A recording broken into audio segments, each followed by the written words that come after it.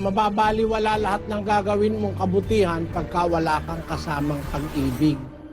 Pag-ibig sa Diyos.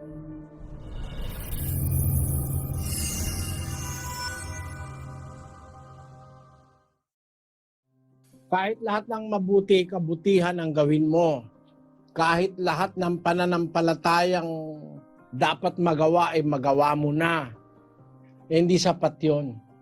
Basahin natin ang unang Korinto 13:2. At kung magkaroon ako ng kaloob na panghuhula at maalaman ko ang lahat ng mga hiwaga at ang lahat ng mga kaalaman, at kung magkaroon ako ng buong pananampalataya, na anupat mapalipat ko ang mga bundok, datapwat wala akong pag-ibig ay wala akong kabuluhan.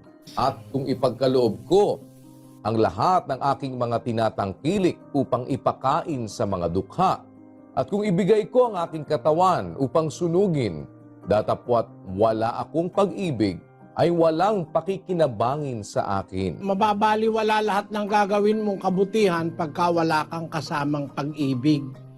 Pag-ibig sa Diyos. Ang sabi nga ng Panginoong Hesukristo, iibigin mo ang Panginoon mong Diyos, 22:37, kapatid na Daniel.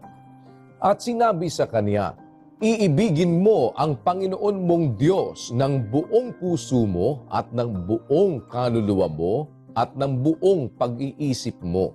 Ito ang dakila at pangunang utos. Pinakadakilang utos yung pag-ibig sa Diyos.